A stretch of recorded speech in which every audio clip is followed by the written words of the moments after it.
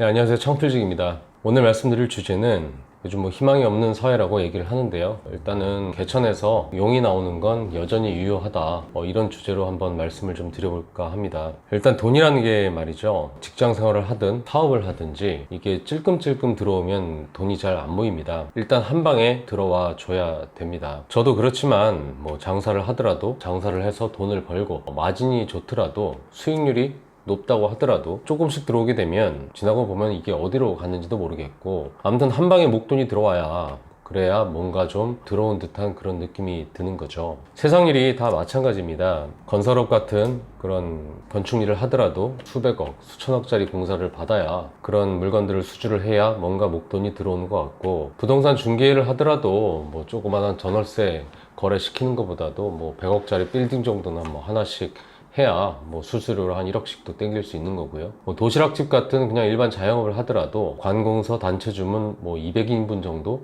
그렇게 단체로 좀 받아줘야 이게 뭔가 뿌듯하겠죠. 좀 덜 남더라도 한 방에 무언가 큰 게 들어와야지만 내 돈이 되는 겁니다. 매일매일 많이 버는 것 같은데 돈을 못 모으는 술집 아가씨, 이렇게 생각을 하셔도 무방합니다. 하루 수십만 원씩 들어오면 뭐합니까? 그 하루하루 수십만 원 버는 그 왁구에 맞춰서 생활을 하게 되다 보니까 고정비만 급증하고 결과적으로 남는 게 없습니다. 며칠 쉬었다가는 그냥 적자가 될 수도 있는 거죠. 외국인 노동자들도 마찬가지예요. 계속해서 열심히 일을 하다가 한 번에 받아야 자기네 고향 가서 집이라도 사고 그리고 결혼이라도 할 수 있게 되는 거죠. 한 방에 들어와야 된다고 하니까 이게 1억 천금을 노리는 뭔가 허황된 얘기가 아닐까 이렇게 생각하실 수도 있는데, 제가 이야기하려는 거는 그것과는 정반대 얘기입니다. 며칠 전에 제가 만나신 그 사장님의 나이가 올해 38입니다. 7평수 100평짜리 대형 숯불갈비 매장의 사장님이고요. 결론적으로 이 젊은 사장님은 2018년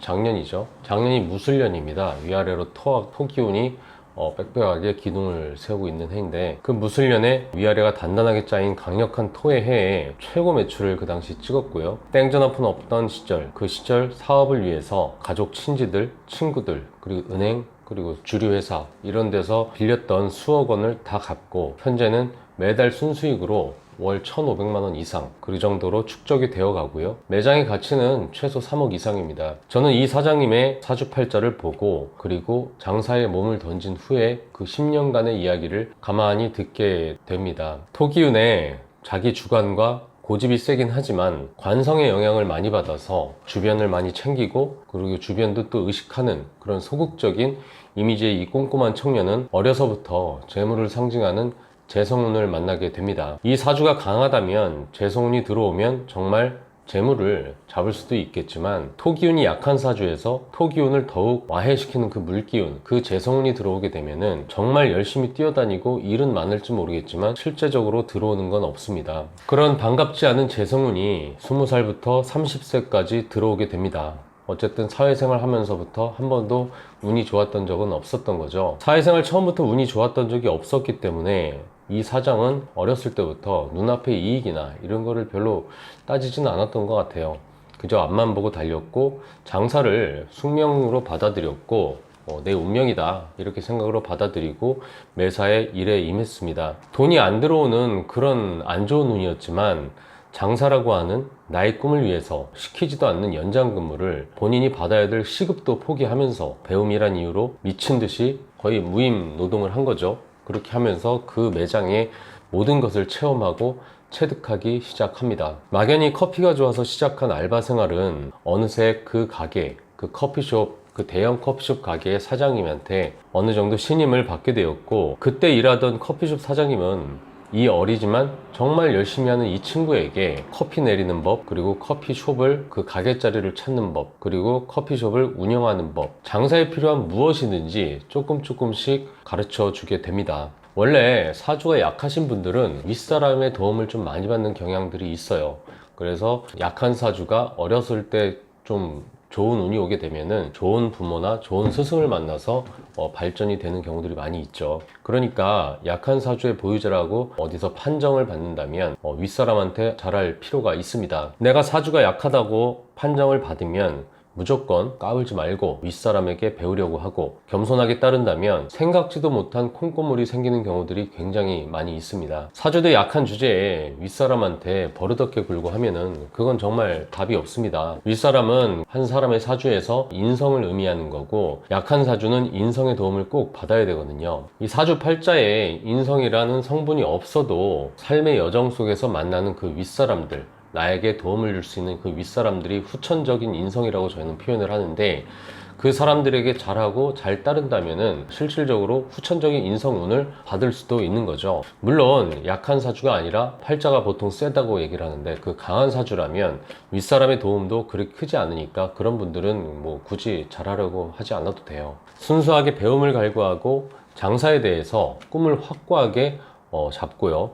그리고 자신의 목표를 향해서 열심히 했던 이 사장님은 많은 경험을 했고요. 그리고 자신만의 문답 속에서 어느 정도 자신감을 가지고 인생에서 처음으로 베팅을 하게 됩니다. 바로 어려서부터 꿈꿔왔던 그런 커피숍을 차리게 된 거죠. 거의 한 푼도 없다시피 한 상태에서 부모님 가게로 대출을 잡았고요. 신용대출까지 온 가족을 동원해서 모험을 걸게 됩니다. 모험을 거는 것도, 가족이 이렇게 협조를 해주는 것도, 이게 몇 년 동안 정말 딴짓 안 하고 열심히 해온 모습을 곁에서 봤을 거 아니에요. 그걸 다 보고서 판단을 해서 해주는 거지 그냥 해주는 건 아닙니다. 게다가 부모님 입장에서도 본인의 여윳돈이 아니라 본인의 가게를 담보로 대출을 받아서까지 이렇게 30도 안 되는 아들에게 해주는 거 결코 쉬운 일은 아니죠. 그게 2012년, 그 햇수로 얘기하면 임진년이라고 부르는데 물의 해였고요. 물을 먹으면 토의 해였지만 어쨌든 재물을 잡는 토의 운에 내 가게를 차리게 됩니다. 그리고 2013년과 14년 그 해가 불의 해였는데, 불의 기운에 해가 들어오면서 약한 토 기운에다가 화생토로 기운을 불어 넣어주다 보니까 결국 그때부터 승승장구를 하게 됩니다. 커피 2,500원짜리 팔아서 하루 200만원어치 팔았다고 하니까 뭐 말 다 한 거죠. 커피 팔아서 하루 200만원 매출 팔 정도면 정말 대단한 매출입니다. 그리고 2015년 돈을 많이 벌 수밖에 없는 토의 해, 약한 토기운이 토기운을 만지면 토국수 해가지고 재물을 잡을 수 있는 해라고 부릅니다. 사장님 본인은 그 시기에 주땡 같은 저가 주스 커피 브랜드하고 백종원 사장이 하는 커피숍 저가 커피 브랜드하고 이런 것들이 너무 많아지다 보니까 그걸 보고서 이렇게 경쟁하다가는 답이 없겠다 싶어서 바로 접어야겠다고 생각을 했답니다. 그 생각을 한 것도 제 입장에서는 그 나이 때 그렇게 생각한 것도 정말 리스펙할 부분인데, 결국 재물을 잡는 토의 해에 권리금을 어느 정도 받고 가게를 넘기게 된 거죠. 그리고 장사에 대해서 어느 정도 감을 잡고 운의 흐름도 상승세로 점점 이렇게 늘어나던 그 어느 날 지인으로부터 한 가지 제안을 받게 됩니다. 바로 대형 숯불갈비 매장을 인수하지 않겠냐, 이런 제안이었죠. 이미 그 지인은 본인의 가게가 고질적인 적자 매장이다 보니까 이미 정내미가 떨어진 상태였고 누군가에게 빨리 넘기고 싶은 상황이었어요. 그도 그럴 게 이 숯불갈비 매장은 일단 매장 규모가 굉장히 컸기 때문에 고정비가 많이 들어가지고 월 1억 정도는 팔아야 뭐 간신히 수익을 어느 정도 가져갈 수 있는 그런 시스템이었단 말이에요. 장사가 잘 된다면 그렇게 큰 평수를 운영하게 되면은 목돈을 만질 수도 있겠지만, 장사가 안 된다면 크게 손해를 볼 수도 있는 상황이었고, 사장님은 꼼꼼하게 그 매장에 대해서 연구를 하기 시작했습니다. 그리고 어느 정도 확신은 들었지만 권리금을 깎아서라도 당분간은 적자 운영을 감당해야만 하겠구나, 그래야 살아날 수 있다는 그 계산을 한 그 사장님은 권리금을 대폭 조정하고, 아무래도 적자를 어느 정도 감수를 하려다 보니까 깎은 권리금으로다가 그만큼 좀 보강을 하면서 버티려고 했던 거죠. 그렇게 권리금을 조절해서 몇 개월 동안 수익을 보지 않고 정말 그 가게를 살리는 데만 주력을 합니다. 아이를 데리고 오는 엄마들의 포커스를 맞춰서 키즈 시설을 새롭게 시공을 했고요. 그 전에는 뭐 인분별로 줬다면은 본인이 맡으면서는 일단 무한 리필로 돌려가지고 푸짐하게 줘가지고 오래 머무는 시간을 좀 늘려서 기타 뭐 주류라든지 기타 사이드 메뉴를 팔면서 단가를 점점 올리는 전략을 썼고요. 그만큼 부지런히 원자재를 직접 실어 나르면서 맛과 품질, 가격을 다 잡기 시작합니다. 숯불갈비라는 고깃집 매장을 사실 처음 한 거였잖아요. 커피숍만 했잖아요.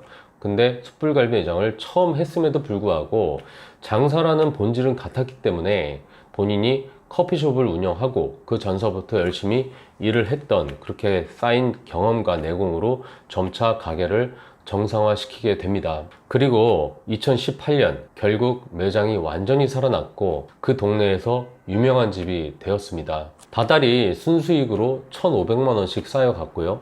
현재 매출이라고 한다면 최소 권리금만 3억 정도는 무리하게 받을 수가 있습니다. 3년 전 커피숍 정리하면서 번 돈은 아직 건드리지도 않았어요. 예전에 책을 읽다가 어떤 목사님 이야기를 본 적이 있는데 그 목사님이 그러시더라고요. 하나님의 발길질에 채여서 이리저리 굴러다니다 보니까 정신 차려 보니까 이 일을 하고 있더라고. 저는 장사꾼도 이러한 패턴으로 성장을 한다고 이야기를 하고 싶습니다. 처음에는 커피라고 하는 커피숍으로다가 이 업에 몸을 담았지만 시간이 지나고 삶에 치이고 누군가의 발길질에 치여서 대형 숯불갈비 매장을 차린 이 사장님처럼 아직 젊다면, 미래를 꿈꾼다면, 사업으로 진정 성공을 하고 싶다면 개천에서 용은 안 난다고 스스로 자조할 게 아니라 눈앞에 있는 푼돈 모을 생각하지 말고 실력을 우선 키우고요. 어느 가게에 들어가든지 직접적으로 사장이랑 대화를 할 수 있는 위치까지 올라갈 수 있는 노력을 해야 됩니다. 사장님과의 대화, 이게 굉장히 중요합니다. 알바들끼리, 친구들끼리, 다 고만고만한 사람들끼리 자기들이 뭘 안다고 똑똑한 척 서로 얘기해봐야 사실 별로 얻어갈 건 없어요. 잔대가리 굴려가면서 조금 일 뺑기 치면서 시급 받아가면서 남들보다 조금 덜 힘들게 하면서 남들보다 조금 더 가져가는 거 뭐 그렇게 하루하루 이득 보면서 살면 뭐합니까? 남는 거 없이 평생 그렇게 살아야 됩니다. 푼돈에 맞춰서 계속해서 조그만한 이익을 가지고 살 수밖에 없는 거죠. 하지만 잔대가리가 아니라 진정 배우고자 노력하고 그 집 사장보다도 더 열심히 하게 되면은 그 모습은 그 어느 집 사장이든지 단박에 알아봅니다. 그리고 이렇게 생각을 하게 됩니다. 어쭈 요놈 봐라. 이렇게 사장 입장에서는 그 친구를 바로 볼 수밖에 없는 거죠. 그리고 그 사장들은 사장인 자신보다 더 내 가게를 사랑하고 더 나보다 열심히 하는 그 직원을 결코 가만두지 않습니다. 어떻게 해서든 임무를 주고 함께 하려고 하게 되죠. 그 직원을 위해서가 아니라 내 가게를 위해서 하는 행위지만 실질적으로 수준 높은 일을 주게 되는 겁니다. 그리고 그 수준 높은 임무를 잘 수행하면서 그 알바들과 그 직원들은 점점 더 성장을 하게 되고요. 그 이상을 넘어가게 되면 속성으로 용으로 승천할 수 있는 기회를 얻게 됩니다. 어떤 보통 사람이라도 이 숯불갈비 사장이 가지고 있던 그 1년, 그 좋은 1년의 운은 다 가지고 있습니다. 그 1년을 정말 거지처럼 쓰는 사람들은 평생 그렇게 사는 거고 그 1년을 위해서 정말 열심히 귀하게 그 시간을 쓴다면 제가 만난 이 100평짜리 숯불갈비 사장님처럼 용으로 승천을 하게 됩니다. 38세에 월 순익 1,500만원, 그리고 순 자산은 5억. 앞으로 얼마나 성장할까요? 한번 고속도로를 탔기 때문에 당분간 그 속도를 줄이기는 아마 힘들 겁니다. 지금 이 영상을 보시는 여러분들은 아직 그 고속도로에 진입을 못한 상태인 거고요. 그러니까 뭘 좀 제대로 해보려고 한다면 이 젊은 사장님처럼 좀 제대로 한번 해봤으면 좋겠습니다. 눈앞에 보이는 이익이 아니라 먼 훗날에 나의 꿈을 위해서 성공이라는 건 작은 손해들이 모여서 성장을 하고 그 성장을 하는 와중에 어느 정도 운이 만나는 시점에서 성공으로 돌아오게 됩니다. 작은 손해를 감수하면서 젊은 시절 내가 정말 신경 쓰고 내가 투자를 어디다 해야 될지 어떻게 살아가야 될지에 대해서 진지하게 생각을 좀 해보시고요. 실제로 새롭게 창업하시려는 분들에게 이 영상이 어느 정도 도움이 되는 영상이 되었으면 좋겠습니다. 이상 창필직이었습니다.